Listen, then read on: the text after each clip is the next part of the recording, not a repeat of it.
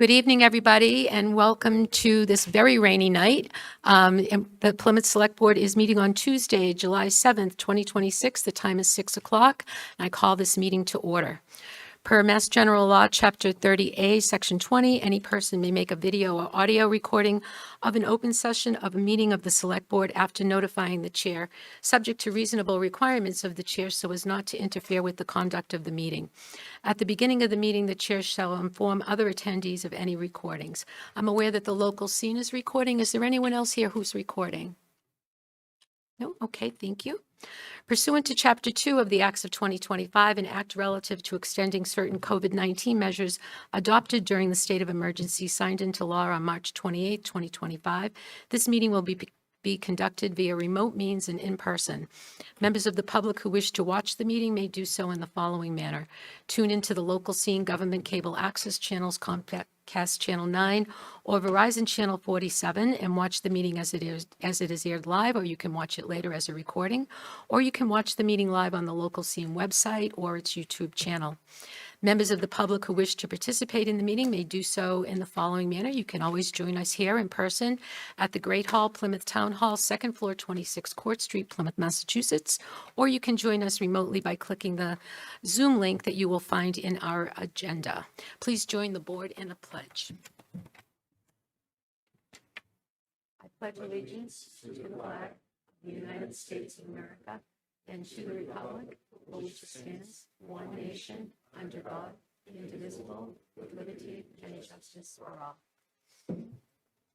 Okay, the first item on our agenda is a public hearing. I will open the public hearing now, and I will read the notice into the record. In accordance with Chapter 138 of the Massachusetts General Laws as amended, notice is hereby given that a public hearing will be held on Tuesday, July 7th, 2026 at 6:00 p.m. to consider the application for a transfer of an annual all-alcohol restaurant license from Plymouth Public House Corp., doing business as Plymouth Public House, 2294 State Road, Brad Mandela, manager to Cedar MVP, Inc., doing business as Michael's Village Pub, 2294 State Road. Michael D. Kokomazzi, manager. Sorry about that. Description of the premises is as follows. One floor, 3,910 square feet across 4 rooms. There is an outdoor patio with seating for 40, used seasonally. There are 2 entrances and 5 exits. Anyone wishing to be heard in this matter should plan to attend this meeting. Is there anyone here who wishes to speak on behalf of the applicant? And I see we do have 3 people up here. Okay, welcome.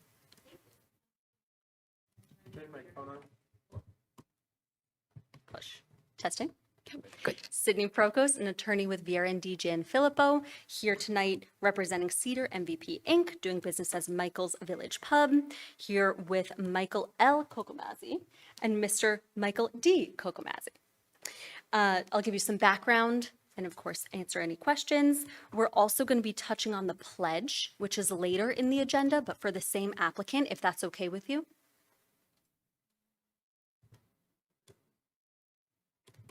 Yes, pledge of licensed liquor. I can do it later. Doesn't matter. Oh. Perfect. Mr. Michael L. Kokomazzi is the 100% owner of the company, the applicant, and Mr. Michael D. Kokomazzi is the proposed licensed manager. Both Michaels have extensive experience in the restaurant industry, with Michael L. over 50 years and Michael D. over 30 years, so this is not new to them. They have each repeatedly earned their alcohol tip certifications throughout the years, renewing them as appropriate, and will make sure that they are up to date prior to ABCC approval, which shows their commitment to staying up to date on best practices related to responsibly selling alcohol. Many of my clients get alcohol tip certified for the first time at my recommendation. Not these guys. This is not new to them. Michael D. is currently managing a restaurant that holds an all-alcohol license. So even though he's had 30 years of experience, even today, right now, he's managing a restaurant. And once this is approved by the ABCC, he'll be here on site at this location at least 40 hours, as is required. And I'm happy to say that they have the ideal mix of experience and education, which is what the ABCC likes to see in its applicants. As an additional safeguard, all employees serving alcohol will also have their alcohol tip certification because they take underage sales and responsible sale of alcohol so seriously in Massachusetts. They're getting a loan, this is now related to the pledge, to finance this purchase. They're getting a loan from Cape and Coast Bank to help finance the transaction. So along with this transfer and the other requests like the common vic that are later in the agenda, we are requesting a approval for the pledge of the inventory and the license to their lender, Cape and Coast Bank. But a note about the pledges is Cape and Coast Bank is not in the business of running restaurants, so any subsequent purchaser would still need to be before you, the board, for permission to sell or do anything else. So any questions related to this transaction? Well, before we get to questions, I just need to ask if there's anyone else in the room who would like to speak in favor of this application? Is there anyone who would like to speak in opposition to this application? Okay, I will. Is there anyone online? Okay, I will close the hearing and I will bring it back to the board for questions. Sure. Mr. Canty. So when would the transfer of the business be complete? After ABCC approval. So you guys are our first stop. Then, if approved, this will go to the ABCC. They work their way through it. And then once we have ABCC and Plymouth's approval, then the transaction will close. Do you have a projected timeline? It's summer and the ABCC takes its time. So a few months. Okay. Other questions? No? Okay, do I have a motion? Motion to approve. A second? Second. Okay, discussion? Okay, Mr. Cohan, Yes. Mr. Quintal, Yes. Mr. Canty, Yes. Mr. Golden? Yes. And myself, yes. Carries, congratulations. Thank you.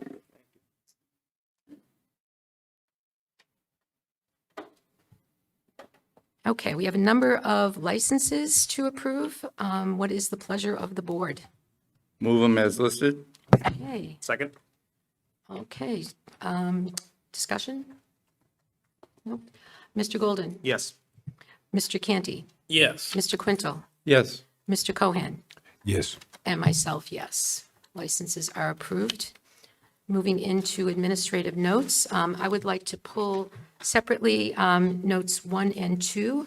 So what is the pleasure of the board for notes 3 through 6? I'd like to pull 5 and 6 separate Oh, you also. pulled 5 and 6 also. Okay, I'd like to pull 3. okay. Might as well just do them all Let's just separate. pull them all separately and Yeah, okay. do them all separately. Okay, let's start at the top then.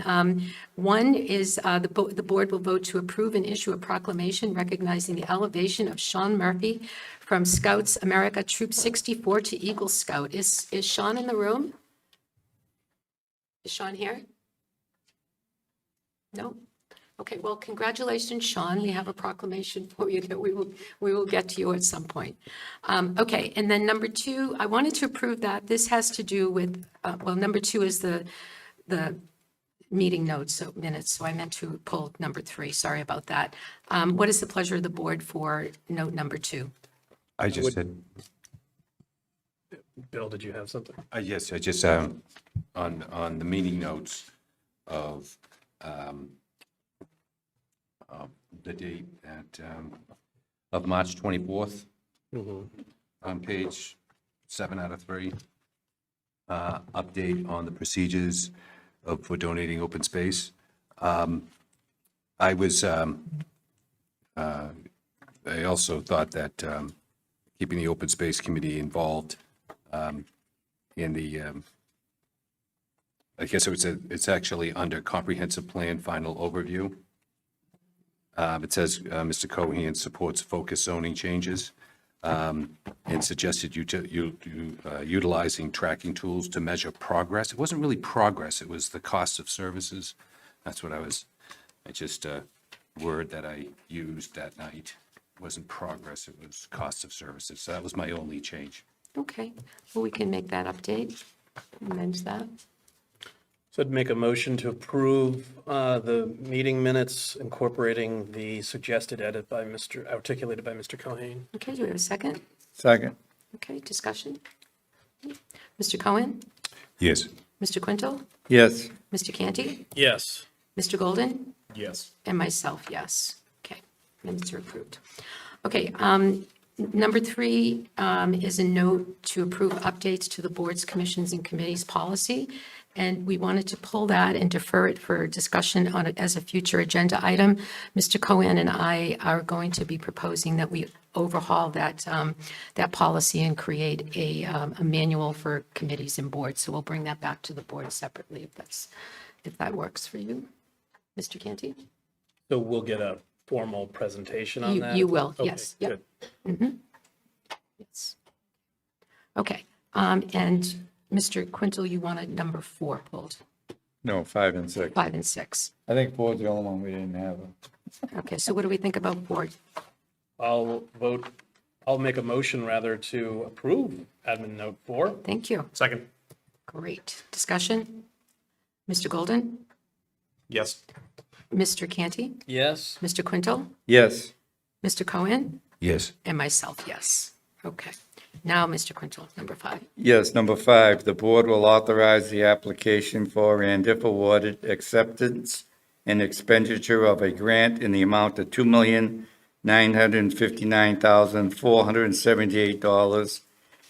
$2,959,478.23 through the Federal Emergency Management Agency Staffing for Adequate Fire and Emergency Response, also known as SAFER, grant program to fund the staffing of 12 new firefighters.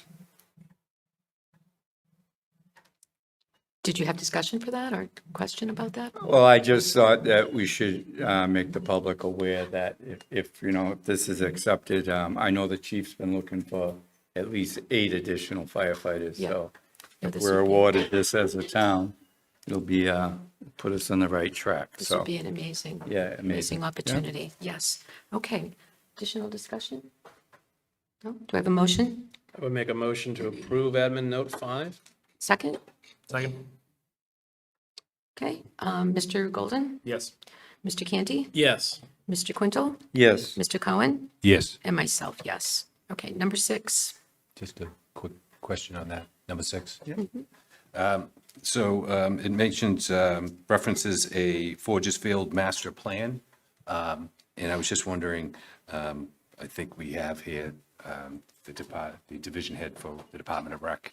Maybe she can touch on this Forgesfield master plan and what the scope of that will be in the community outreach. We actually have a presentation on that next week Okay, very good. at I'll the wait. select board meeting, so Thanks. unless you're ready to do it now. No? Okay. Okay, we also need to vote on admin note 1. I got so excited about the Eagle Scout proclamation that I've got to take a vote. So let's do notes 1 and 6. Do I have a motion? Make a motion to approve admin notes 1 and 6. Do I have a second? Second. Okay, Mr. Cohen, Yes. Mr. Quintel, yes, Mr. Canty, Yes. Mr. Golden. Yes. And myself, yes. Okay, admin notes are approved. And that is a first for us, having to go back and forth and discuss each one of them separately. But I think they're all important to call out. Okay, moving on to public comment. Is there anyone in the room who would like to make a comment? Yes, please, come up. Come right up to the podium and state your name for the record, please.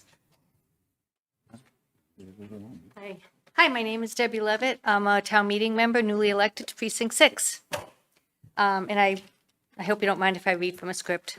Okay, so good evening. My name is Debbie. I'm a resident of Plymouth and a town meeting member, and I appreciate the opportunity you've given me to speak. I want to raise a concern I believe extends beyond the one project. It is about public trust in the development process in town.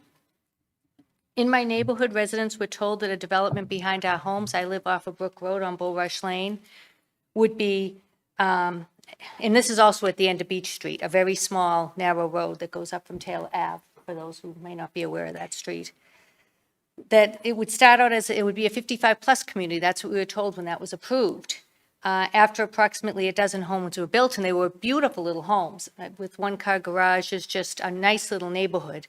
But after approximately a dozen homes were built, that changed and the project became a development of much larger single-family homes. And they're no longer 55 plus. Whether the change was legally permitted or not, it was very different from what the residents understood and approved.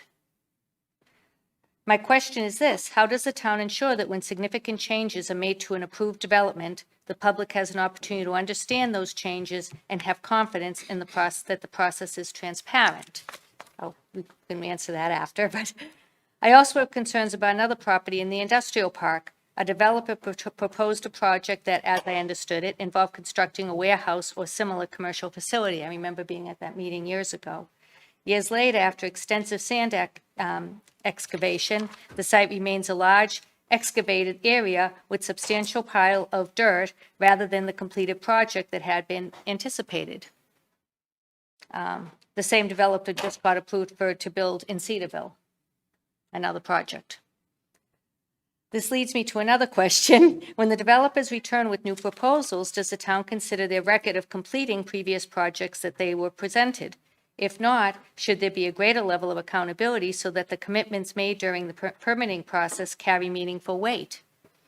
I want to be clear, I am not opposed to development. Plymouth needs housing, businesses, and a strong local economy. That's very important for us. But growth should be accompanied by transparency, accountability, and thoughtful planning. Residents should be able to trust that what is presented during the approval process closely reflects what will ultimately be built, or that any significant changes will receive appropriate public review. I'd appreciate hearing how these situations are handled under our current regulations and whether there are opportunities to strengthen the process going forward. Thank you for your time and your service to the town. I appreciate it. Thank you, Ms. Levitt. Is there anyone else who'd like to speak? Is there anyone online? No one's online. Okay, great. Let us move on in our agenda then. We are going to be presenting Outstanding Citizenship Awards for the Plymouth for All Committee. And I believe that John Platt will be presenting. Why don't you six come up? 3 presenters and 3 recipients, please.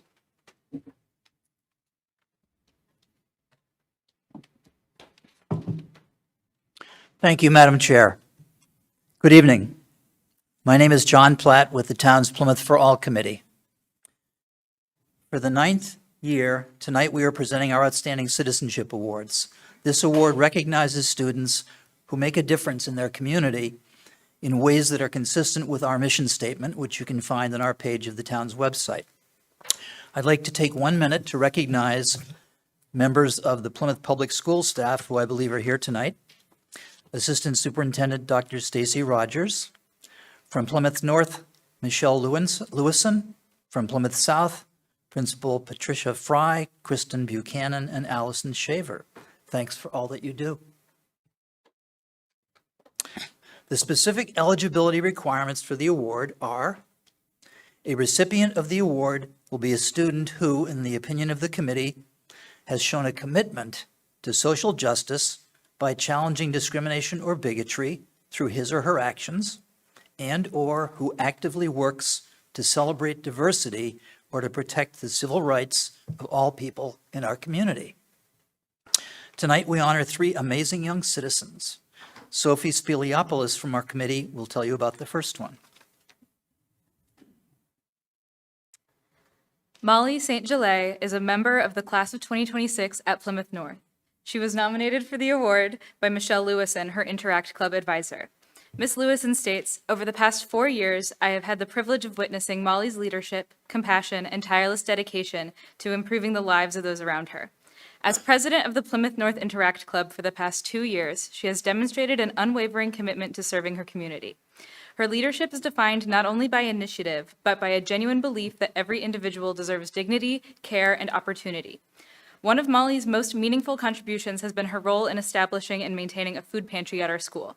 Recognizing that some students face food insecurity due to financial hardship or challenges due to immigration status, she worked with others to create a space where students could access essential resources discreetly and respectfully. Molly's leadership has also been instrumental in the organization and implementation of Plymouth North's annual Be the Light benefit shows. She has contacted local businesses to secure donations and sponsorships, recruited performers, and maintained communications with the nonprofits selected as beneficiaries. Over the last 4 years, these events have raised just under $25,000 for a range of causes, including organizations that support pediatric cancer patients and their families and local veterans. Molly has helped to organize a community fall cleanup event focused on assisting senior citizens who do not have family support or financial means to manage seasonal property maintenance. This effort brought together students and community members to provide practical help while fostering meaningful intergenerational connections. Final comments from her advisor: what distinguishes Molly most is her instinct to recognize injustice or need and to respond with thoughtful, purposeful action. She has consistently demonstrated the belief that every person deserves care, respect, and opportunity, and she actively works to address inequalities when she encounters them. Rather than waiting for change to happen, Molly helps to create it.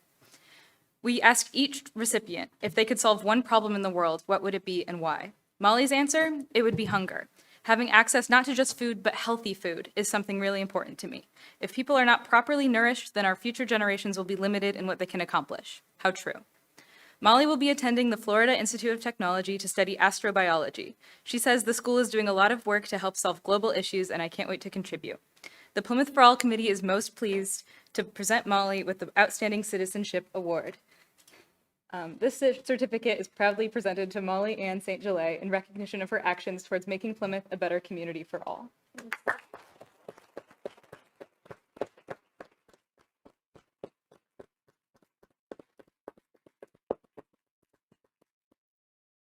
Michelle Torella Ventura will now present the next award.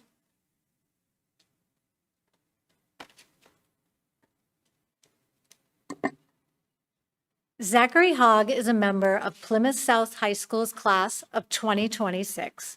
He was nominated for this award by his principal, Patricia Fry, his guidance counselor, Kristen Buchanan, and his psychology teacher and senior class advisor, Allison Schaefer. They state that if you were to ask anyone Zach has crossed paths with to explain him in a few words, you would consistently hear things such as admired, inclusive to everyone, helper, positive, and leader. They go on to say that Zach is a perfect example of someone who actively works to celebrate diversity and to welcome all.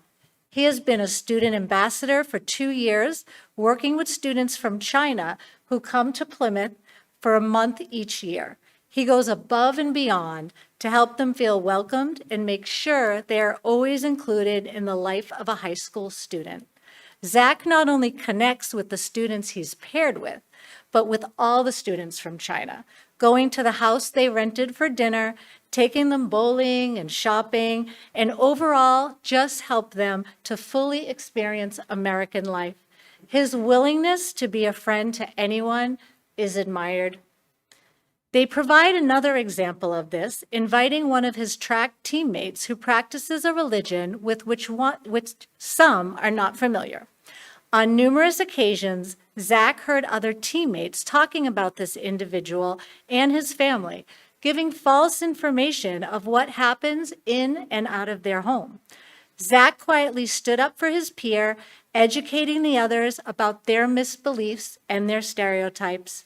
It has taken time, but recently a large group went over to the teammate's home for a team dinner.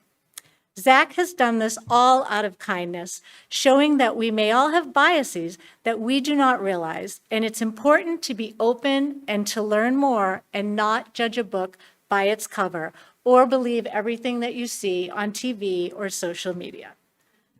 Last but not least, Zach has been a student representative on the Plymouth for All Committee for the past 2 years, helping out with our events, bringing a different perspective to our meetings, and keeping us apprised of bias incidents and other issues in the schools.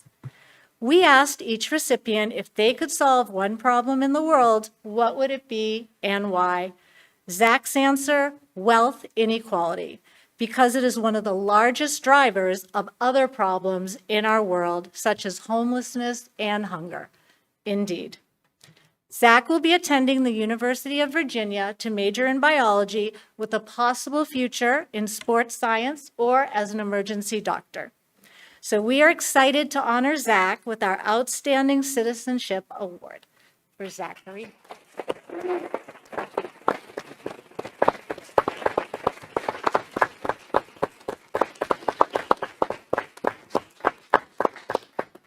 Now, Art Desloges will present the final award. Yeah, it's good. Yeah, thank you. Yeah, I'm Art Desloges, and I'm an associate member of the Plymouth for All, and it's my honor to bestow the final award. Rebecca Jankowski, a member of Rising Tide Charter Public School Class of 2026, was nominated for the award by her counselor and teacher, Dr. Joseph Fisher. Quoting Dr. Fisher, "Rebecca is an exceptional leader in the Rising Tide community. She demonstrates a deep commitment to serving others, both through her words and deeds. Her kindness and charisma make her the rare student everyone likes to root for. As chapter president of the International Order of the Rainbow for Girls, Rebecca transforms her commitment to community service into leadership. She guides her peers in planning and executing high-impact projects for vulnerable populations. Every month, Rebecca organizes drives for non-perishable goods, packaging them into little day kits for unhoused veterans. At her chapter's community service day program at Gifts to Give, she manages the distribution of clothing, toys, and games to low-income families and children. As class representative and student government secretary at Rising Tide, she actively drives school-wide community service initiatives. Demonstrating strong collaborative leadership, she partners with Savers to spearhead a successful donation drive that provided essential clothing to immigrants and refugees. Rebecca's commitment to service shines in her work with the Inclusive Events Club, a student organization dedicated to creating safe, welcoming space for students with intellectual disabilities. As a founding manager and treasurer, she manages the financial operations that make the club's weekend events with the Riverview School successful. She's collaborated with the Rotary Club to launch the Yellow Tulip Project, an initiative dedicated to raising mental health awareness. Dr. Fisher summarizes, "Her cheerfulness and selflessness are magnetic. I cannot wait to see the impact she makes on the future for all of us." When asked which global issue she would choose to solve, Rebecca said, "I'd get rid of the ignorance that people have in the world. I believe that hate is rooted in that ignorance, and that if everybody worked harder to understand one another, we would be more empathetic towards each other." Rebecca is going to attend Stonehill College and major in psychology and minor in criminology. Driven by her deep commitment to service, her goal is to become a much-needed therapist, dedicated to supporting imprisoned individuals and those navigating to re-enter society. Speaking just for myself, every day we confront the hardships and injustices faced by marginalized groups. I believe that all of us, including myself, need to find a way to give more of ourselves and help any way we can, just as Rebecca, Zach, and Molly have shown us. With that, the Plymouth for All Committee is thrilled to present Rebecca with the Outstanding Citizenship Award.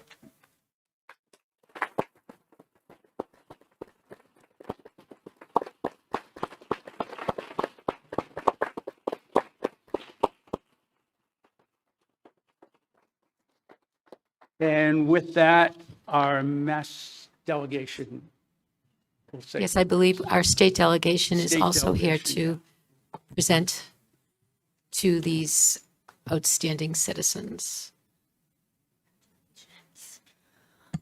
Michelle Badger, I'm so excited to be here to just congratulate you. I mean, when I read your bios, I was a former member of the Plymouth No Place for Hate for many, many years. I still like to consider myself one, but I just don't go to as many meetings. Sorry, guys.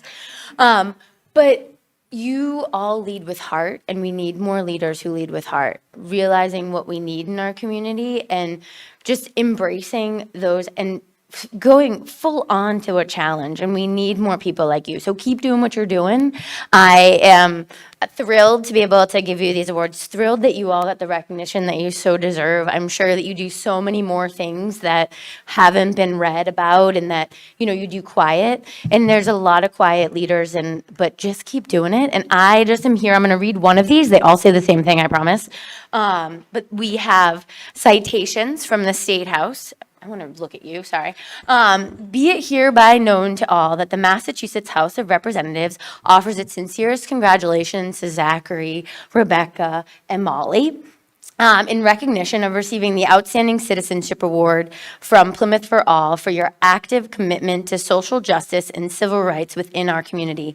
The entire membership extends its very best wishes and expresses the hope for future good fortune and continued success in all endeavors, given this day, the 7th day of July, 2026, signed by myself, State Representative Michelle Badger, and State Representative Kathleen Lenatra, and Speaker of the House, Ronald Mariano. So congratulations, again, so thrilled for you all.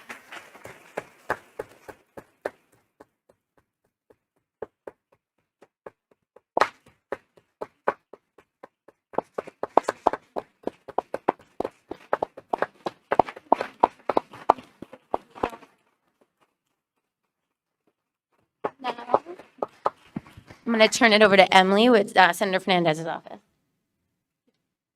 I echo the sentiments of Rep. Badger, and it's not only the impact that you have on those individuals that you're supporting and those populations in most need, but it's the example you set for your peers, and you never know the impact you're going to have on others, and just your example and your compassion and your leadership, amazing for this generation, and we're all so proud of you.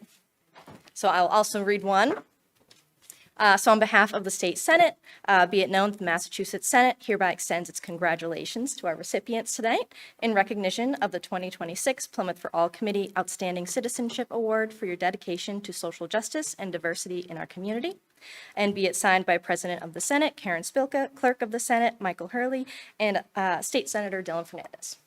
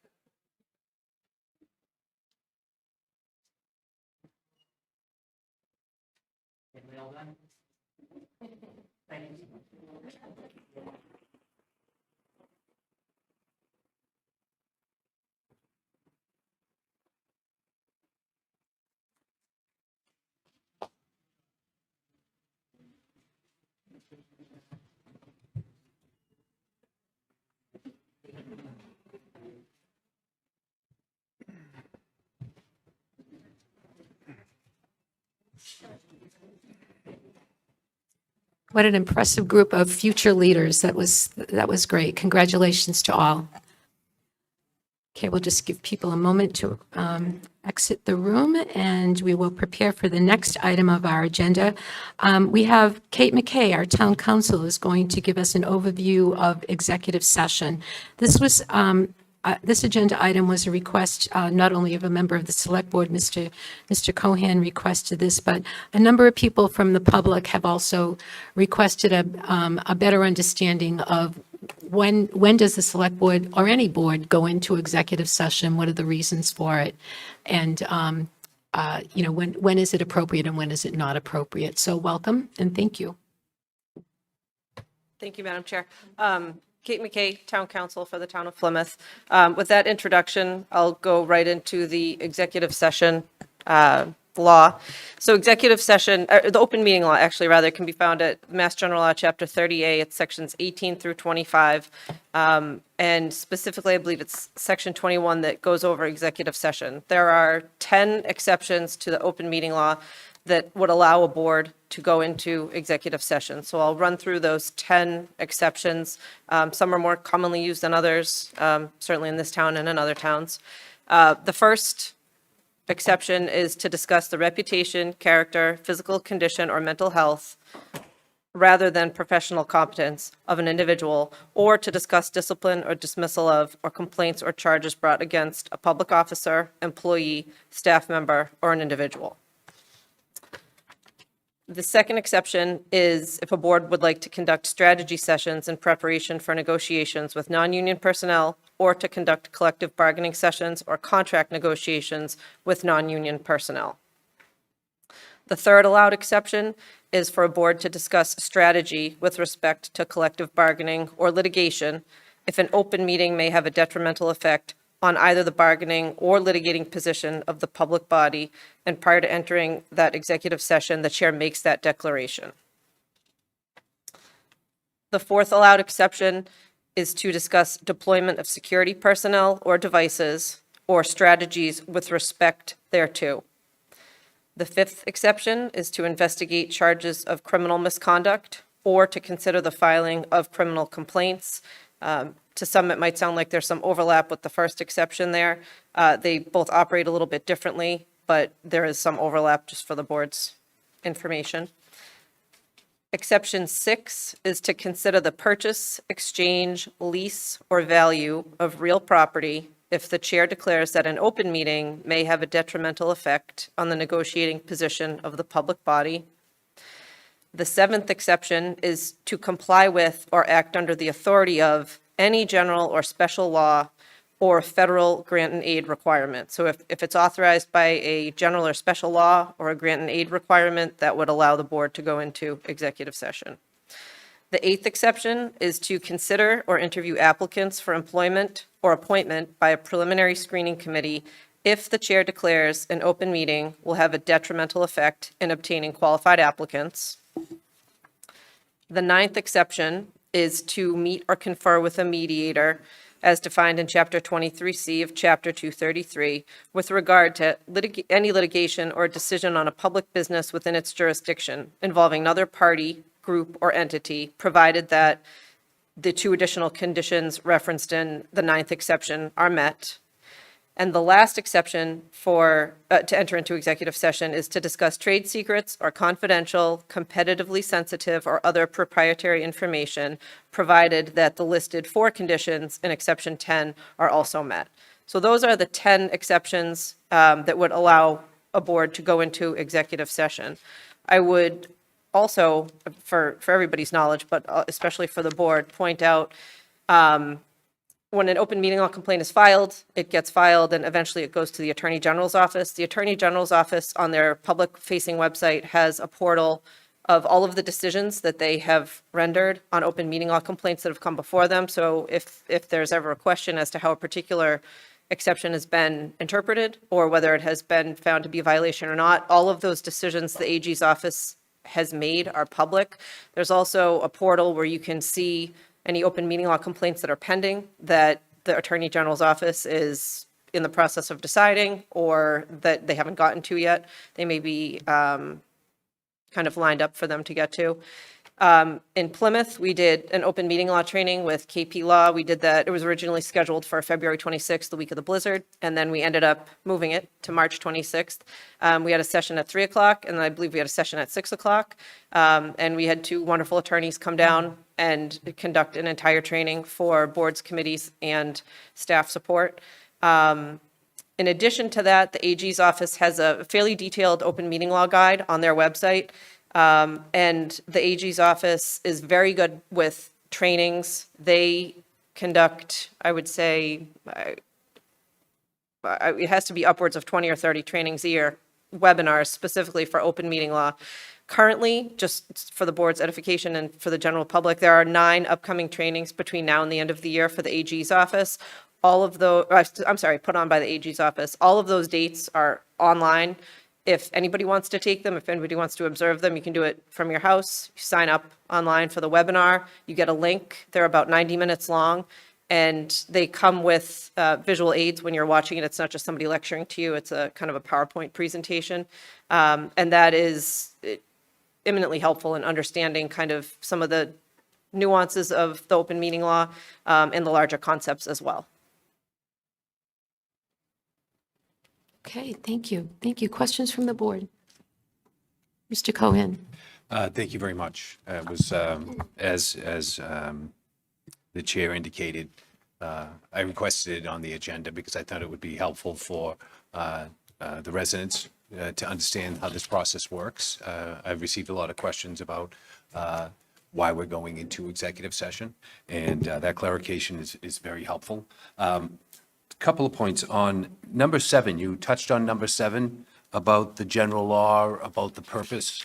Could you elaborate a little bit further on that one? It was the 7th reason of going in. So the 7th exception is to comply with or act under the authority of any general or special law or federal grant and aid requirement.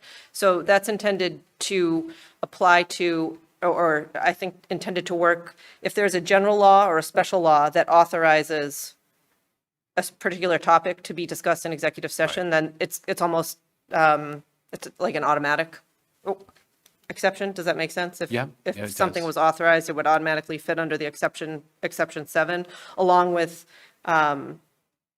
it also indicates any federal grant and aid requirements. So if there's a provision in a state statute or federal grant that requires or allows a public body to consider an issue in a closed session, then that would be the exception that would be cited on the agenda. And it would be authorized by that. Okay. And the 10th was about trade secrets. Just a little bit of more elaboration on that. Just curious on. So if a board or the select board wanted to discuss trade secrets or a confidential, competitively sensitive matter or other proprietary information. So if, I hesitate to give an example, but if the board needed to discuss something that fit into one of those categories and the matter also fit the additional 4 conditions that are listed there, you would be able to enter into executive session to discuss it. And I would imagine we would cite the 10th exception on the agenda.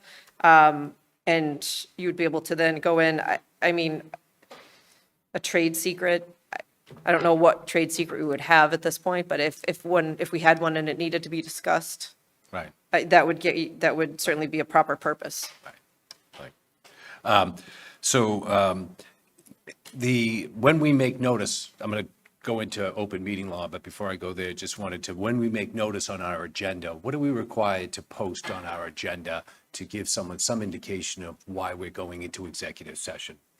What are we required to put on the agenda to give people guidance? What is the guidance on that, on how much information can we put on the agenda to give people indication why we're going to executive session? So as most of our agendas have noted, when we go into executive session, at the top, there's the executive session and there's the time that it's going to convene. Yeah. And you cite, what needs to be done is the specific exception that's being utilized needs to be cited. And then I would say after that, it's kind of on a case-by-case basis. There are exceptions or certainly allowances within the open meeting law that allow a topic to be withheld if it will, for instance, have a detrimental effect on the negotiating position of the board. Or if the chair so declares that it should be an executive session, for such a purpose, then it can be less detailed than if it wouldn't have, let's say, a detrimental effect on the bargaining position. So within the open meeting law, within those 10 exceptions, it does address sometimes when the topics can be less detailed or more detailed. So not to sound like an attorney, but again, I would say it kind of depends on the topic being discussed on a case-by-case basis within the confines of the executive session Okay, got it. exceptions. All right, and under open meeting law, you touched on, we had the February 26th meeting. We obviously had a storm and we couldn't have that meeting. And we rescheduled for the 26th, which we got very close to town meeting and it was a busy night. So very appreciative that the town took the initiative to hold a public meeting in person so people could come and get that education. And it's good to know that the Secretary of State's office has these webinars that people can take part in. There's 9 planned for between now and the end of the year. So that would be great to get a schedule of that. Try to make an effort to let elected and appointed officials and the residents know that these opportunities exist to learn more about that. Because it's always an ongoing effort to keep everybody up to speed on the open meeting law, especially people serving in this capacity. Years and years ago, we used to have nights where Copeland and Page would come in and give us an ethics and open meeting education for everyone serving on committees and boards or elected to office. But this might be a way of reaching people in their busy schedules. So it might be a way of maybe the town and its ability to communicate with its residents, explain that option of going online and taking part in the webinars to learn more about open meeting law. Yep, so currently, just so you know, just for the board's knowledge, the upcoming webinars, and I would check to make sure that they still are going on, but the current upcoming schedule is July 24th, August 4th, August 19th, September 8th, September 22nd, October 7th, October 26th, November 19th, and December 17th. And those are all on their webpage, and the link is right there if anybody wants to sign up for them. Okay, great. Thank you very much for providing that walkthrough. I know in the future we might have additional questions, but I just thought it would be nice to have that discussion with the board and the residents. So thank you again. Thank you. Additional questions? Mr. Candy? I don't have a question, but I have a comment. So I think it is beholden on each of us to understand the open meeting law. There's a requirement that when you are elected to the position of the select board, that you are supposed to acknowledge receipt of the open meeting law training materials that are provided by the Attorney General's office. In addition to the webinars that were cited by Attorney McKay, there are also online videos provided by them that you can watch at any time. Having done their webinars before, the videos that you can watch at any time are not appreciably different from those webinars, so you'll get much of the same experience at whatever time you choose to educate yourself. But if you're getting a question from residents as to why we're in a particular executive session or what we're doing in there, it is on us each individually to know the open meeting law, to understand those exceptions, and to articulate to residents that are asking us questions why we are doing that. And I think that each of us is capable of doing that. Although I am a lawyer, the trainings that are put on by the AG's office and those videos are meant for a lay audience. So they make it very clear to people that watch them and take the time to educate themselves what those permissible reasons are. Some of them, like the trade secrets one, I don't think would ever apply to the town of Plymouth, but it could apply to like Middleborough that has a power plant, or it could apply to a state agency that has its own issues. But this is a law that applies to everybody except the legislature that passed it, which I think explains some of the deficiencies and problematic unintended consequences engendered by the passage of the law in its current text. But that is a story for another day. For the time being, I would just emphasize that it is on each of us, all 5 of us, to educate ourselves and articulate to residents why we are doing what we are doing, and that the conduct of this board, as to executive sessions, has always been, since I've been on it, on the up and up. Well said, Mr. Canty. Other questions? No? Okay, thank you very much. Thank you. Okay. Next, we're going to be discussing special municipal employee designations for certain of our employees. And Ms. McElrath, I think, are you going to be facilitating this for us, or?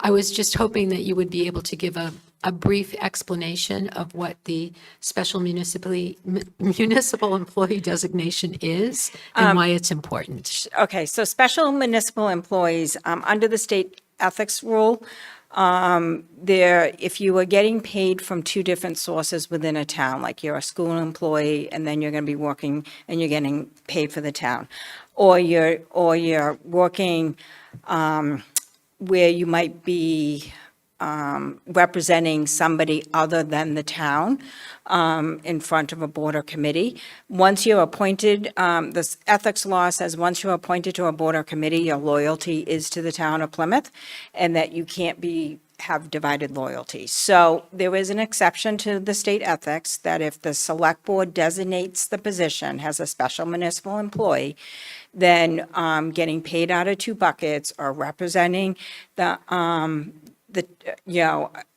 representing in front of the town is allowed.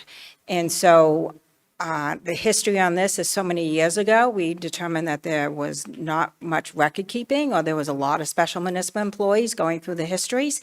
So everybody was told they're not special municipal employees, and if you want to have that designation because you need it, then you needed to apply for it, and it's to be reviewed every year. So what's before you right now, I believe all 6 or 7 applications are all renewals. They were approved over the last couple of years, and it's just a chance for you to review, so we don't run into the history of having so many and not knowing.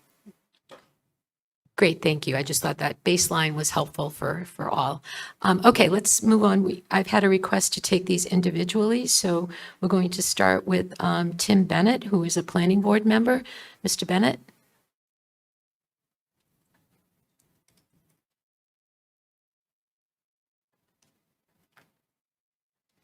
Welcome. Good evening. Thank you, Madam Chair. Members of the Select Board, thank you for the opportunity to speak. I am requesting designation as a special municipal employee so I may continue serving on the planning board while continuing my career as a professional land surveyor. For more than 30 years, I've worked in land surveying and land use throughout southeastern Massachusetts.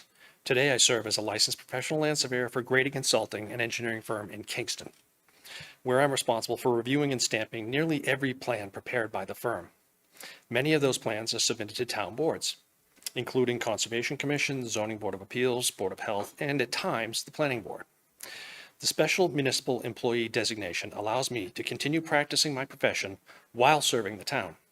It does not exempt me from the conflict of interest law, and I will continue to disclose any conflicts as I have in the past and recuse myself whenever appropriate. The Planning Board regularly reviews technically complex land use and development proposals, and I believe my professional experience provides a practical perspective that benefits both the board and the public. I appreciate your consideration and the opportunity to continue serving the residents of Plymouth. Thank you. Okay, great, thank you. Any questions for Mr. Bennett? Mr. Canty? So I don't have a question, Mr. Bennett, but I would just highlight that I think that your day job and the experience that you get there is an asset to your role in the planning board, and that therefore, for me personally, it makes sense to grant you a special municipal employee designation, because we wouldn't be able to utilize your experience without that designation. You'd have to be retired, which I guess would also work. However, then over time, your skills would not be as current.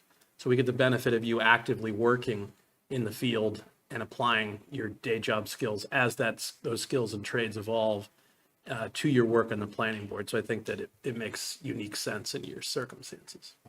Thank you. Okay, great. Other questions? Oh, do I have a motion? Oh, sorry, Mr. Cohen. I'm not sure if this is for Tim or for staff or the clerk, but have we, I see here we have 2 elected officials and the rest mostly are employees of the town. So in this capacity, can someone cite some examples of where we've done this before? I know we've accommodated the moderator at times, accommodated the moderator, but is there any examples prior to that discussion that we had last year? Was this imposed on anyone else? Did we grant this to anyone else?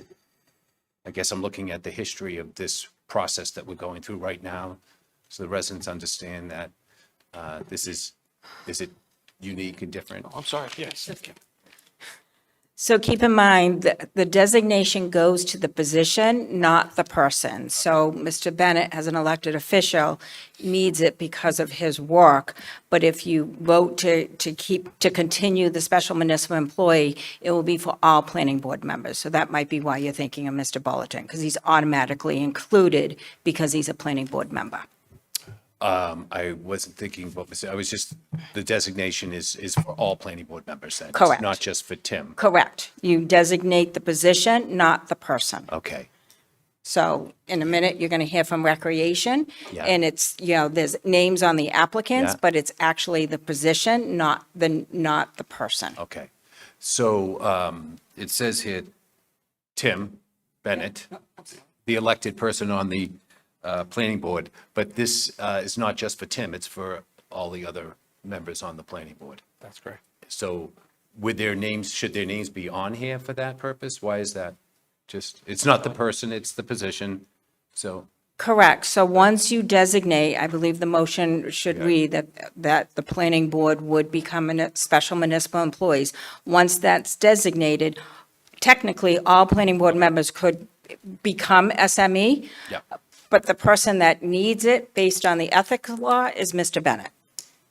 So it's the position, and the reason why we're doing it is, again, I forget how many, 3 years ago, it was determined we had 78 to 90 people that were designated. Some were designated properly, some were not, and it was determined just to start anew 3 years ago, and the policy is every year you review them. So keep in it's mind. every year, okay. It's every year, and All keep right. in mind that the positions you have on your Yeah, agenda yeah. were all approved the last 2 to 3 years. Correct. Yeah, if I could just add to that, Madam Chair. So as the town clerk pointed out, when we had done an audit of special municipal employees 3 years ago, we found positions going back to the 1960s that were designated as SMEs. And as mentioned, there were probably up to 70 to 80 positions that had this designation. It's in perpetuity unless something changes. So the board then voted a policy, which is now what's in effect. This is the second year, where every July, these designations only last 12 months. They'll expire in 12 months. And so each and every year, so we don't fall back into that history of 60 years of positions never being revisited, we require it to be done annually now. So we always have that check and balance to make sure that we're looking at these on an annual basis. How many positions will we have this year when we're done approving? Is it just the? I apologize, I don't have the agenda. I think there's like six or seven Okay, on so there. okay. All right. Thank you very much for that explanation. That helps a great So deal. Kelly, just one more thing, don't go away. Just to be super clear. So you said something interesting. You said that the other members of the planning board, according to the ethics rules and regulations, don't need it, but they do fall under it just because by virtue of the fact that we will. Correct. Give That it to they will one become member. SMEs, but as far But as they we don't are need it. aware, as select board members, they don't need it for their job. Okay. Mr. Bennett does. He doesn't. Okay, great. Thank you for clarifying that. Okay. Mr. Canty. I'd also add that, we could rescind it at any time if we wanted to as the grantor of it. So while Mr. Bennett is the only planning board member that plans to utilize it, if that were to change in a way that another board member of the planning board were to utilize it in a way that I found objectionable, I obviously would have a different opinion on it. But given that it's only Mr. Bennett at the time who would be utilizing it, I see no issue with that. And I think that the benefit outweighs the potential cost. Yep. So do I have a motion? I would. One motion. Mr. Oh, sorry. So when the other planning board members decide to act on this, would they declare it and notice the clerk? And that we know that they need it now? Would there be a declaration from them? So again, the designation is for all planning board members. The reason Mr. Bennett is in front of you tonight is because he's the one that needs it. And so if let's just say in 3 months, there's another planning board member that realizes they might need it for ethics, I would hope that they would reach out to you, but they're already covered unless you were to do something with Yes. Mr. with that designation. I understand the coverage. I was wondering if there was anything that would require them to announce that they now need it. Not necessarily, no. Okay, very good to know. Thank you. Okay, do I have a motion? Make a motion to approve the application for planning board members to be designated as special municipal employees. Do I have a second? Second. Okay, discussion. All right, Mr. Golden? Yes. Mr. Canty? Yes. Mr. Quintel? Yes. Mr. Cohen? Yes. And myself, yes. Congratulations. Thank to you very much. Next, we have Michael Horahan, who is our Director of Assessing.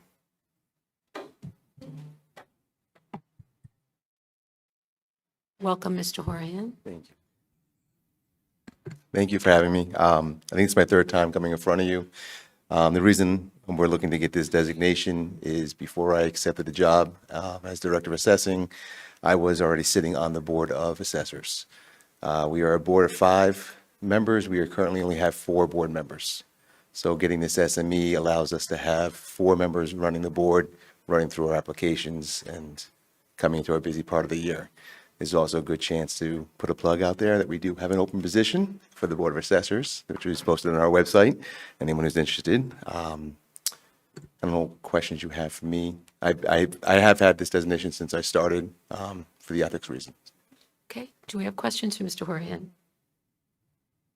Mr. Canty? I don't have a question, but just I think that in your circumstance as well, it also benefits the town to have you be or your position be designated as an SME. So I plan to vote in favor of it. And I guess the important thing to note is that if we do fill the open position and my position, the plan would be for me to come off the board immediately. That's important for you to know as well. Thank you. Great, thank you. Okay, do I have a motion?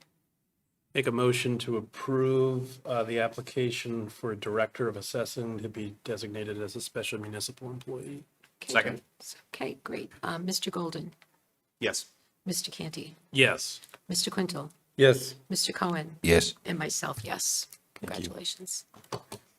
Okay, next we have 4 members of the 4 employees of the Recreation Department. Ms. Slusher, did you want to take these all together, or how did you want to approach this? Yeah. Yeah, let's take them together.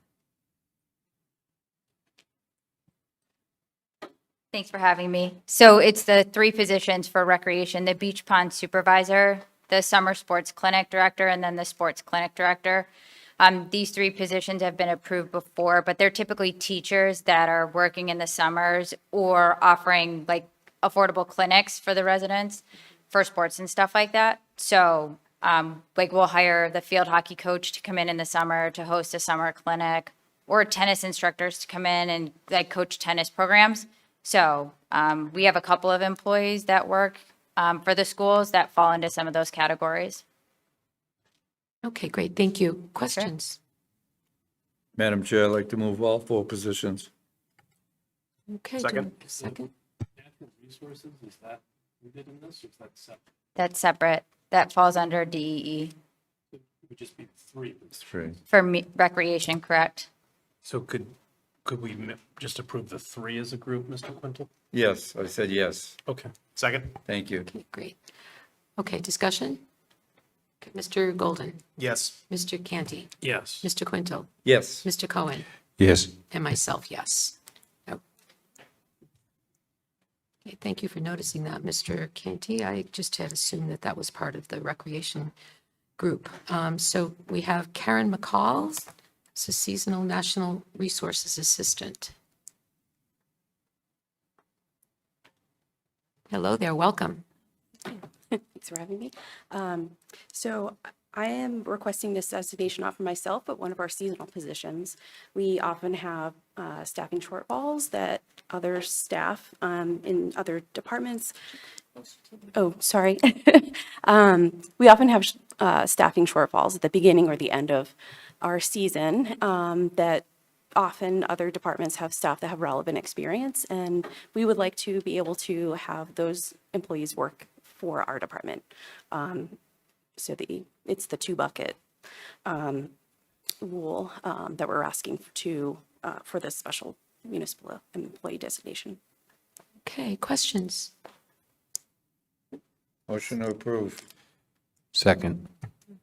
Okay, did you have a question? Yeah, I'll have discussion. yeah, we need to, we're So- just much too eager here. Like with the previous three, I think the unique characteristics of the people that work, both as teachers in the school year and then work with kids in these various departments, as well as the folks that fill this particular role, which are differently situated but have some parallels in that. I think that the benefits to the town outweigh the issues created. So I think it's, in those three we already voted on and this one, it makes sense to vote to grant special municipal employee status. Great. So, do we need to, another motion? No, we No, we're already in did discussion. second. Did we have a second? We did. Okay, great. Let's take the vote then. Mr. Cohen, Yes. Mr. Quintel, Yes. Mr. Canty, Yes. Mr. Golden. Yes. And myself, yes.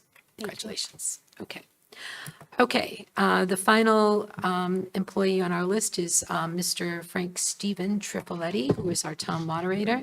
And unfortunately, Mr. Trifoletti could not be here tonight. This review was originally scheduled for last week, and he is out of town this week and not able to come. But in his application, he specifies that the need for his special municipal employee designation is that he is a practicing attorney in town, and he is often called to represent some of his clients before some of our boards. So we gave him the designation last year, and I believe the year before, I'm not quite sure how many years we've approved that, but he is not here to represent himself, so I'm just going to ask the board to make a motion or discussion, questions? I'll make a motion to approve. Second. Okay, the discussion? So I will not go into at length as to my objections to this particular, since I went in at length last year, but my concerns last year remain in place this year. Unlike the other positions where I think there are unique benefits to the town, I think that in this instance, the issues presented by special municipal employee designation outweigh the benefits. And I think it would be preferable not to grant this. We did grant it last year, but the year prior to that, it was denied. The board at that time felt that it was not appropriate, and I think that that board made the right decision. And as I did last year, I will vote against this designation again this year for the reasons previously articulated. Thank you. Other discussion? No? Okay, then I will call for the vote. Mr. Golden? Yes. Mr. Quintel? Yes. Mr. Cohen? Yes. Mr. Canty? No. And myself, yes. Okay, that motion carries. All right, moving on. Lauren Lind, our Assistant Town Manager, is here tonight, and she's going to give us an update on the 179 Court Street development. And Lauren, just to be perfectly clear, this is the Benny's development that we're talking about, is that right? That's correct, commonly known as Benny's Plaza. Okay, great. Yes. So thank you for having me tonight. I have just a simple site plan on the screen for you, and this is not something new. This is what you saw the last time we were here before the select board to have this discussion. I just wanted to give you an overview of why we're here tonight and what has transpired since we were last before you. I'll then talk a little bit about what's next steps beyond this. And then we do have a representative of the development team here tonight, should you have any questions. So the last time we were here to discuss, to give just a project concept overview of proposed redevelopment at 179 Court Street. The site plan that you see before you tonight is the same that you saw at that time. And as a reminder, that back larger building is going to be an assisted living facility that will have a mixed level of care. And their section in the middle there will be open space. It will be a combination of open space dedicated to the facility as well as publicly accessible open space. The building that you see sort of in the middle of the property all the way to the left of the red parcel line there, that's Piappi's Liquor Store. That will remain as it is today. And then coming down to Court Street, there are two new structures. These are both going to be mixed-use developments. These will include ground floor commercial retail space with some living above, so residential above. We have been in discussion with the group The town really wanted to see this mixed-use component, given that this is right on the boundary line between two of our village service areas, both North Plymouth and the downtown. And so, they have been, as I mentioned last time, very receptive to our feedback. They remain committed to the open space that is publicly accessible and the mixed-use component. What we have done prior to this meeting is there has been execution of a temporary construction access license so that they can access drainage system for both their property, but also benefiting the town to improve the drainage system in this area. And then tonight, we have a project development agreement before you. This is really a signature to confirm the understanding of both the development team and the town in what they will deliver in this project. This is going to be pursuant to obtaining the necessary approvals for special permits that will be required before the Zoning Board of Appeals. And this will also go to the Planning Board for site plan review once they are ready to file. But tonight, this is just a signature for, like I said, the town and the developer to understand what we are agreeing upon, and that is the site plan as conceptually laid out. I want to make clear that the mixed-use component, this exact developer will not be building that to completion. They will make these two mixed-use buildings pad-ready, which will mean that it will be ready for another third party to come in and build these based on the special permits that are obtained. But the intent is that the entire site, the redevelopment concept, will be permitted under one special permit. This group will complete the development of the back portion of the site and then make those other two new areas pad ready for future development. As I mentioned, Piappi's Liquor Store is remaining as is. I will note that we have received comments from the owner of that property who is open and receptive to the redevelopment. However, they remain concerned about impacts for traffic and circulation. That will be something that will be heavily considered as we move forward through permitting, and that will be included in the traffic study that the developer will be required to do as part of their future permitting. So tonight, like as I mentioned, you would just authorize a signature if you so choose. Once we have returned copies, we would finalize this, and then the developer will then proceed to permitting. Like any permitting, they start with a zoning permit at the building department. Anything that requires a special permit is automatically denied at the zoning permit level, and then that triggers the application to the Zoning Board of Appeals. And as I mentioned, a project of this scale will also be before the Planning Board for a site plan review. There had been discussion at the planning board with both village steering committees, both the North Plymouth and the the Plymouth Center steering committees attended in a joint session. A lot of great feedback received. I would say very thoughtful commentary by both steering committees.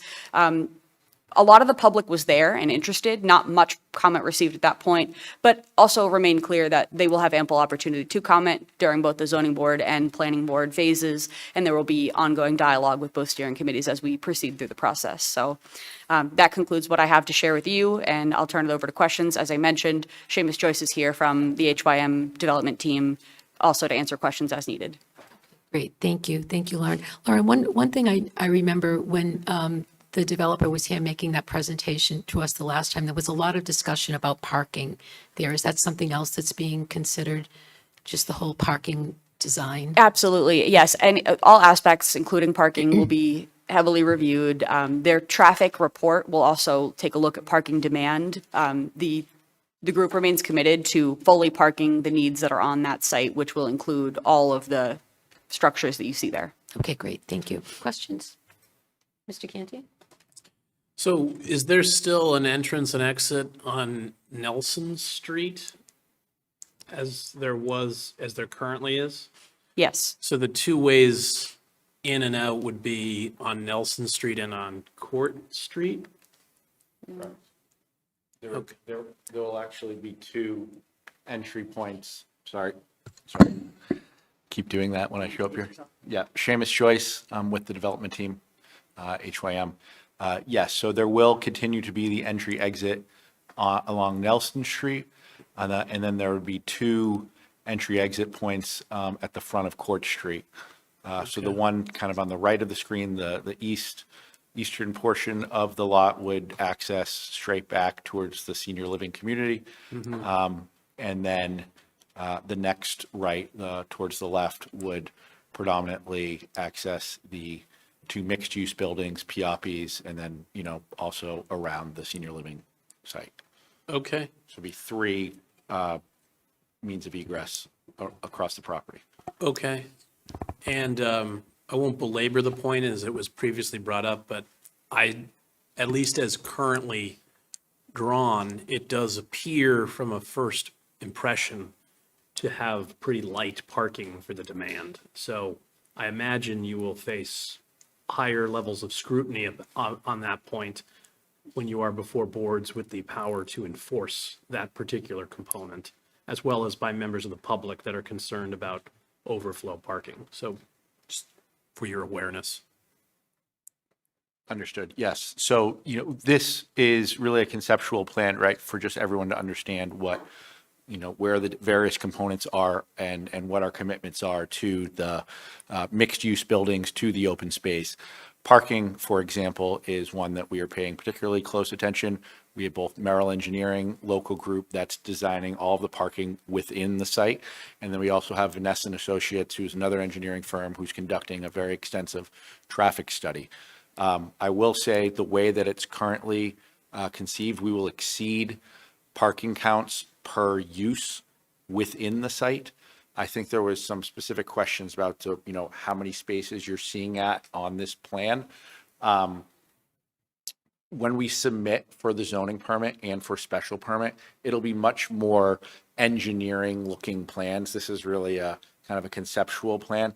Those plans, I can just say right now, while I don't want to fully commit to exact numbers, where we're trending right now is there's about 200 spaces or a little over 200 spaces required for all of these uses as set by parking ratios in the bylaws, zoning bylaws. We'll have over 220 spaces on our site that would be serving those needs. So we are slightly over parked right now, but that's not to say people are always going to come back, right, and ask for more parking. We are cognizant of that. Okay, thank you. Great, thank you. Mr. Cohen? So we're not looking at special permits for parking. You mentioned the zoning board of appeals, and so that was my first question. Correct. There is no intent to seek a waiver for parking right now. The zoning board of appeals is the special permit granting authority for this particular use. Correct. So that brings me back to, we as a select board are looking at this, looking for signatures for this, tentative agreement based on this design. But obviously, they have to go through the zoning board of appeals and the planning board, and there's a permitting process there. Are we limiting their abilities to do what they're elected to do or appointed to do? Do you see any conflict there that we might be accepting this and signing this, and then they go through the permitting process and it might not look like this?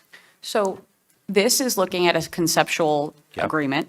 There's some approximate, the plan is to construct a 4-story living Correct. community. Because this is conceptual, there may be minor modifications of footprint changes, but Yeah. a substantial change to the use that's proposed here before you would, yes, modify the agreement here. This is really intended to guide the agreement Yes. as it progresses through the special permit, but understanding that when we get to engineering level plans and Right. that discussion, that subject to those modifications. So Laura, the modifications that you speak of and the possible changes that might happen down the road with these other boards during the permitting process, will we know about them? Will we have to make accommodations to the modification or changes? Is there some sort of coming back to us that, gee, this is what we found at planning and zoning? I would say, I'm happy to keep you updated as to Okay. how things proceed through development. If there is such a substantial change during that permitting to which that this Right. development agreement no longer applies, then yes, Okay. we would have to So revisit. But there's- not anticipating that level of change at this stage in time. So staff will be monitoring that. Correct, yes. And the final thing that I'm always going to bring up, the water trough to the water fountain at the location. I think I had a chance to point that out to my fellow board member Yeah. during the parade. I will tell you, our landscape architect's pretty excited about it. Okay.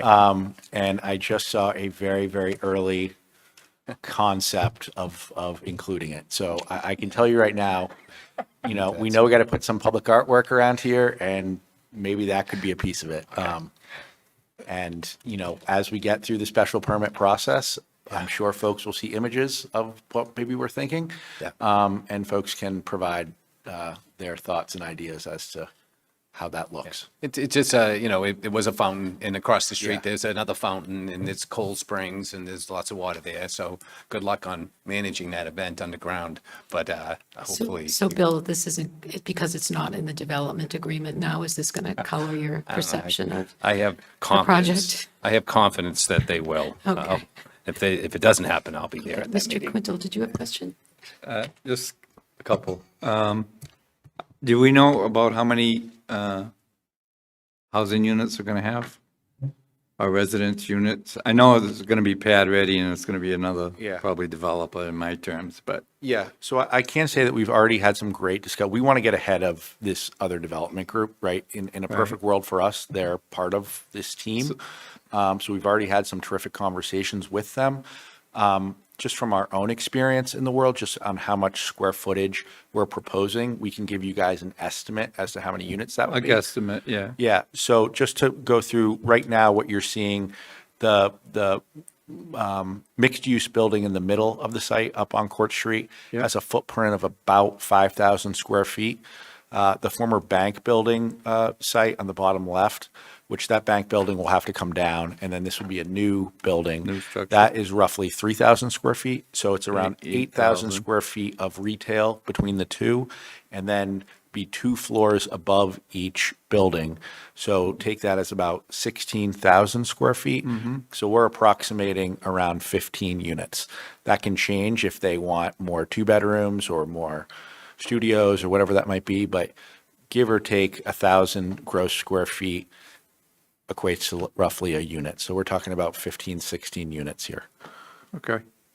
Yeah, that was one of my concerns from when we had Pulte going on and there was talk of this one being developed residential housing, and that part of the town was very excited, as I was myself, I must say. So I'd like to say thank you to your crew, all three of yous, and Lauren, because you were in the planning department when we first started talking about these, and I know the chair then, David, Mr. Golden, and myself sat a few meetings and asked you to make some changes. One of the changes, just so the public that's watching knows, is to go up and on the height of the building and have more green in the front, and you did that, and you added a park, so I have to say it was a pleasure so far with what we've asked you've done, and I think this is a much better plan for that part of town versus what was there before. Although I do miss the original, the whole town's changing, but back when it was Cranston, the first national, that's going back in the wheel of time, finest. That's what that was, so, yeah. All right, thank you. I was just curious, you said that you've been to some steering committees and you've had some public members of the public attend some of these meetings. What's been the general sentiment about this project? Has there been wild enthusiasm, skeptical optimism? How would you describe it? Maybe a mix of both. I would, from my perspective and what I've heard from the community at that joint meeting, excitement about something happening at what has long been a primarily vacant site. I think people are enthused about seeing something that will drive positive tax revenue, will also provide some amenities in this corner that, will have walkability, there will be an open space, yet to see exactly what will fill those retail spaces. But this is, I think, primarily well-received, like I said. Of course, there are concerns about parking. Many people have grown accustomed to this sort of by default being a parking lot. That said, I think that the majority is positive sentiment around this potential development. Great. Mr. Cohen, you had another question. Yeah, just one final question. The affordability question on housing, affordable housing. I know that you're focused on one phase. There's a second phase where this will be pad ready and a secondary individual will come forward to build out those two buildings that you just described on Court Street. I mean, there is an opportunity there during the planning process, obviously. Plymouth has a housing trust, the Plymouth has an Office of Community Development. The planning department now has the Division of Community Development and Affordable Housing. Hopefully, they'll be introduced to those elements within Town Hall to see what opportunities might be available to help the developer increase the number of affordable units at that location.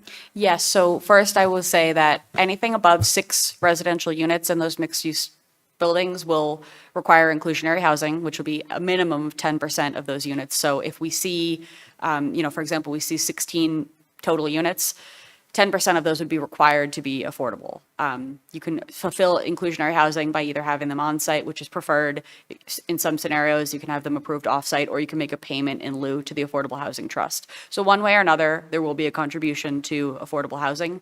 That said, we have also suggested that the group meet with the Affordable Housing Trust to talk about what they may be able to do in terms of partnership for above and beyond, whether that be additional units or buying down deeper affordability, and they are open to the conversation. So we plan to do just that and follow up on that. Okay, do I have a Thank you. motion?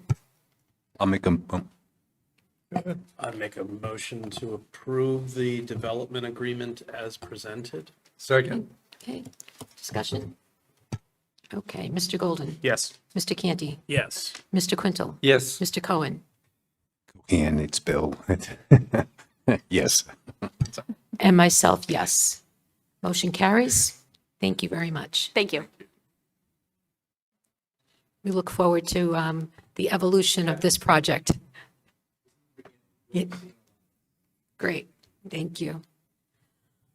All right, that concludes our agenda proper. We will now move into the town manager's report. Mr. Brindisi? Great. So I'm going to start just with some public works, infrastructure updates. There's a lot that's going on right now. And some of these the board has asked a lot about. And so, we've talked about the cupola. We were expecting to have the cupola repainted. As you can see that, that remodel is about 8 years old, and we're already starting to see deterioration of the paint. So we thought we'd have it painted in April, but we're having problems with the local contractor. So we're meeting with another contractor this week. Hopefully we'll have an agreement in place so that we can get the cupola repainted sometime in the warmer summer months, but we'll keep the board posted on that. I wanted to bring to the board's attention that we have recently put out to bid the water main replacement project on Cherry Street. Again, that's an often talked about infrastructure project that received funding about 1.5 years ago. That has gone out to bid. We have made the award. This is a 6 to 9 month project. Again, it's a major water replacement project. It's going to take 6 to 9 months, which we expect to begin this coming fall. Staying in the North Plymouth area, Veterans Park, we have recently executed a contract with a designer who will start the redesign of Veterans Park. So that is now complete. And then the training green, as you know, often talked about the last 2 town meetings. We will be issuing the RFP. That'll be going out in the next week or 2. Hopefully we'll make that award so we can start construction as well in preparation for next year's Memorial Day celebration. And then again, I've talked about the downtown project, in particular how it relates to Town Wharf Way and the sidewalks. But I wanted to bring to everyone's attention, I hope you've noticed that there are 21 new trees planted in the downtown area. That's part of the Department of Energy and Environment's tree planting initiative. And so we're going to continue to work on that. We received a grant to plant those 21 trees that have a 2-year warranty on that. So we're expecting that those trees will be maintained during that period. And then I will just mention that, we're trying to get to the full sale as soon as possible. One Spooner Alley is complete. We was hoping that was going to be completed the end of last week. That didn't take place. And with yesterday's rain and today's rain, Spooner Alley still needs to be complete.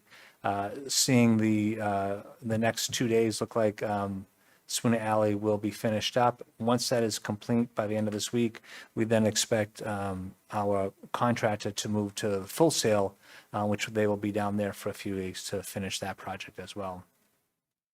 I wanted to also mention We received a number of phone calls and emails regarding the Pasture Hill 40B project, which is down in Manaman off of Taylor Ave. The Commissioner of Inspectional Services is working very closely on trying to find ways to mitigate some of the traffic concerns down there and the construction that is about to begin. So to Mr. Silva's credit, he is going to be holding on Tuesday, July 21st, in this room at 5 p.m., a discussion and answer period, inviting all of the residents that will be impacted. He has received an abutters list from the assessor's office. We'll be sending notices to those abutters so that they're aware of this Q&A period. In addition to that, we'll be sending notice to the Management Village Steering Committee and the precinct chairs as well. We're trying to reach as many residents as possible. We know that this is becoming an issue with the traffic down there, with the construction traffic.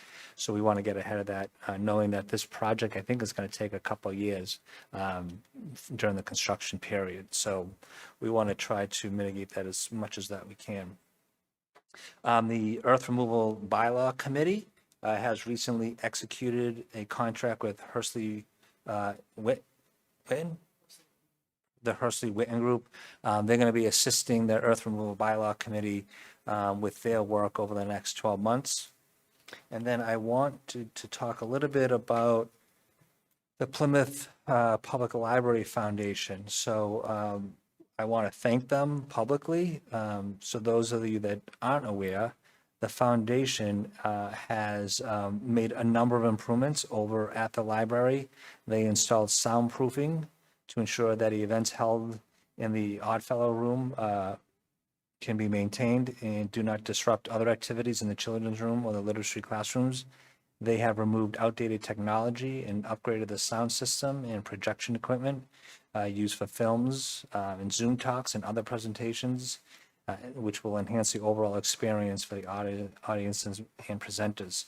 I'll just say, though, when you go in that room, you will notice a stark difference of what it used to be, and their contributions were over $100,000 in contributions. So thank you to the Plymouth Public Library Foundation for bringing the Oddfellow Room into the 21st century. And then I just wanted to mention to the board that the Costco 360 Cherry Street, that Costco location is now facing 2 appeals. I know that there was a lot of excitement when the ZBA had approved that project, but now it's under 2 appeals. One appeal is by the town of Kingston, and the other appeal is by the gas station across the street. So we won't be breaking ground anytime soon on that. We have to get through the appeal process, or they do. And then last, I just want to mention and thank all of our public works and our fire and police agencies for their great work over the 3rd of July and the 4th of July. It was hot, and especially fire and police department personnel, they know when they take a job here in Plymouth that on the 3rd and the 4th of July, they will be working and don't get to enjoy the holiday experience like we all get to. So they did a great job. There were really no events that had taken place. We just had a number of medical calls. But the fire department during that period of time responded to over 119 calls, which represents almost like a 90% increase in call volume of what they would typically see over a similar day period. So again, credit to fire, police, and DPW and the Recreation Division for all their work over the last very hot weekend. Pending any questions, that's all I have. Thank you, Mr. Brindisi. Questions? Mr. Cohen? Just one question. It's in, thank you for making special note of the Plymouth Public Library Foundation. It's governed by a board of trustees that do a lot of fundraising and a lot of efforts. The other day, we saw a graduation program that's funded also by them. So I think it's important to note that Plymouth Public Library does have this entity that's always focused on raising money to bring additional accommodations to the building and what it can serve in the community. So thank you for bringing that attention. Mr. Canty? I echo the thanks towards those that town employees, police, fire, and others that worked through the holiday weekend. I think that they always do a great job over a very busy time and sometimes an unpredictable time. And they're taking away that time from their own lives and their own families. So I think it's important to highlight that recurring sacrifice. Thank you. Okay. Oh, Mr. Quintel.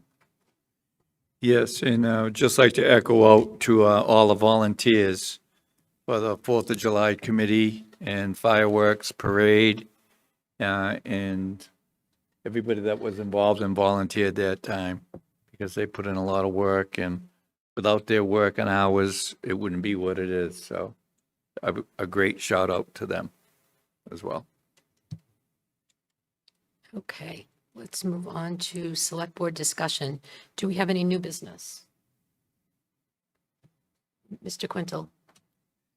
Yes, Derek, I don't know if it's a bylaw committee or whatever, but I'd like to look in and create some kind of bylaw if the board so agrees that what started out as a dollhouse here and there and a chair on the sidewalk free is now turned into complete bedroom sets and bureaus, mattresses. And not only doesn't it look good,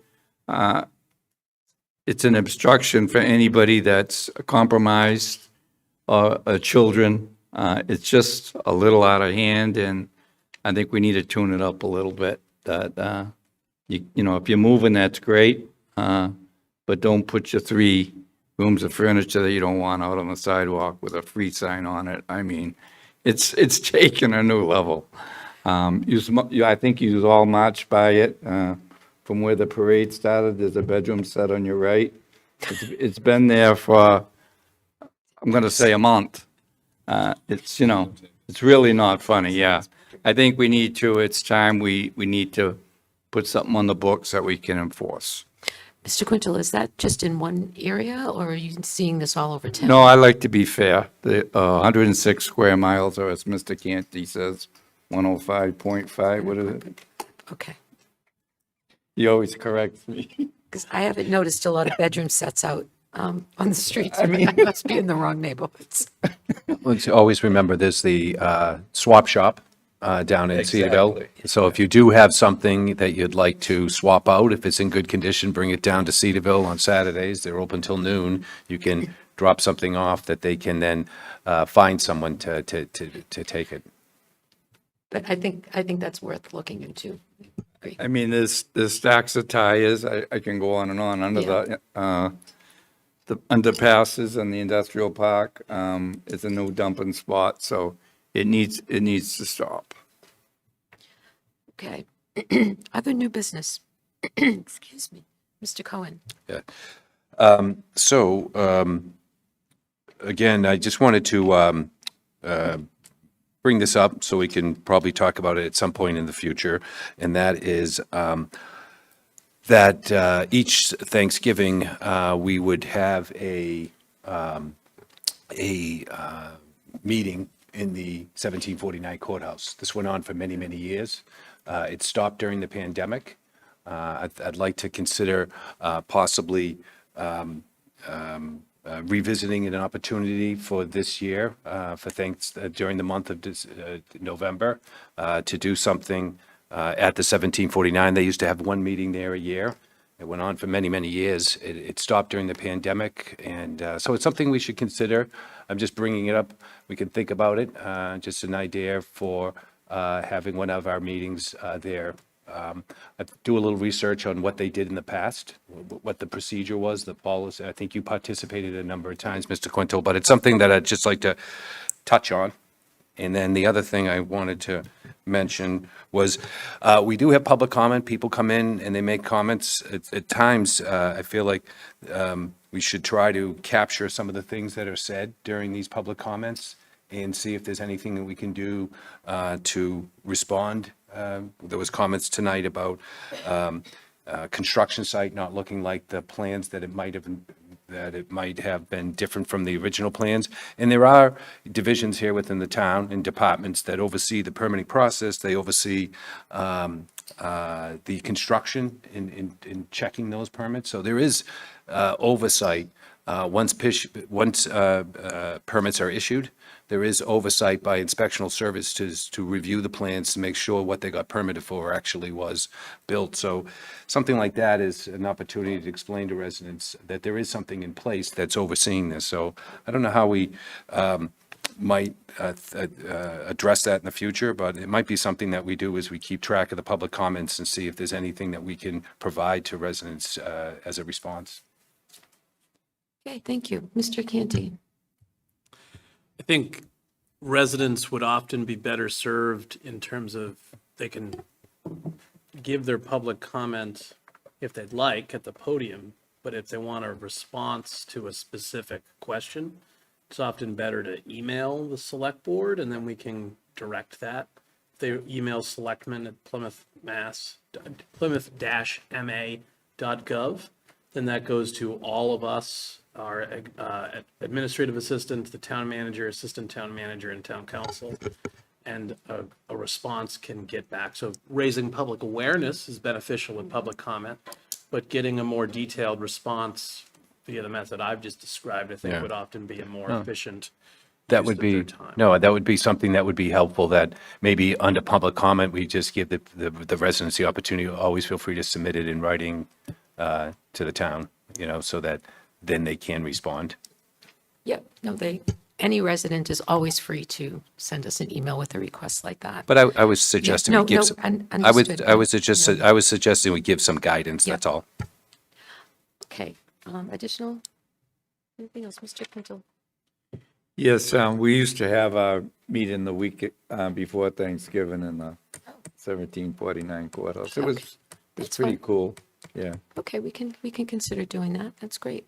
Mr. Canty? Mr. Quinn, was it just a regular meeting or was there a special thing? No, it done? was a Just regular select meeting? board meeting, yeah. Okay. That would be a change of scene for us all. It would be great. Okay. Letters. Old business. Okay. Do I have a motion to adjourn? Motion. Second? Okay. Discussion? No? Okay. Mr. Golden? Yes. Mr. Canty? Yes. Mr. Quintel? Yes. Mr. Cohen? Yes. And myself, yes. We are adjourned. A record less than 2 hours.